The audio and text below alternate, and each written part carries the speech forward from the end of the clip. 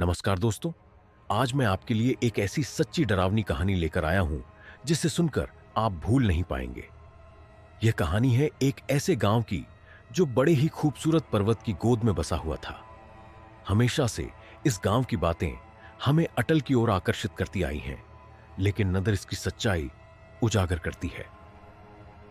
इसी गांव में भूतहा नामक एक तालाब था जिसका इतना गहराई नहीं जाना जा पाया था। ऐसा माना जाता था कि जो भी इससे नहाने की कोशिश करता था वह कभी वापस नहीं आता था।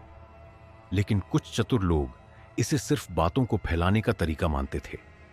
सच्चाई तो यह थी कि इस तालाब की जितनी गहराई थी उससे ज्यादा गहराई इसकी कहानी की थी।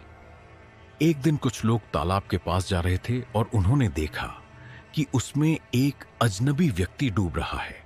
वे उसे बचाने की कोशिश करने लगे, लेकिन उनकी सारी कोशिशें व्यर्थ हो गई। व्यक्ति मर गया और उसका शव तालाब से बाहर निकाला। पुलिस की जांच के बावजूद व्यक्ति की पहचान नहीं हो सकी। हां, व्यक्ति मर चुका था, लेकिन किस कारण से, कैसे, कुछ नहीं जाना जा सका।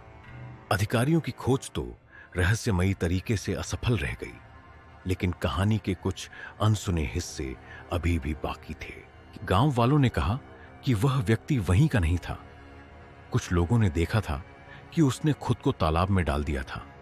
अतः उनका मानना था कि वह खुदकुशी की कोशिश कर रहा था, पर यह भी संभव था कि किसी ने उसे मारने का प्रयास किया हो। मौत का कारण तो नहीं पता चल सका, पर क्या वह अपनी मृत्यु का कारण खुद था या किसी और ने उसे मार दिया था, यह भी नहीं पता चला। इस रहस्य का हल चाहे कितनों गांव वालों को, पुलिस को भी नहीं मिला। और यहीं कहानी का सबसे खौफनाक हिस्सा है। वास्तविकता हो या कल्पना, रहस्य हो या सच्चाई, मर गए व्यक्ति पर हमेशा एक रूह का साया बना रहता है जो किसी भी काले साए से अधिक खौफनाक होता है। और हमें ऐसे ही सवालों के जवाब खोजने की प्रेरणा मिलती है। क्या यह सच था? क्या व्यक्ति की मौत स्वयंभू थी या मानव हस्तक्षेप की देन थी?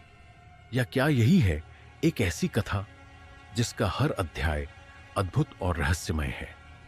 यह जो कहानी आपने सुनी, क्या आपको लगता है कि यह सब सच था या यह केवल एक कहानी और कुछ नहीं? कई बार सच्चाई कितनी भी चौंका देने वाली क्यों ना हो, पर वह फिर भी सच्चाई होती है। और भूतहा तालाब की गहनता अब भी एक रहस्य ही है। इसे कहानी भी कह सकते हैं या फिर जीवन की एक सच्ची कविता भी। बस इतना ही चाहूंगा कि आप अपने जीवन को सकारात्मकता से देखें और डरने की बजाय उसका सामना करें। धन्यवाद।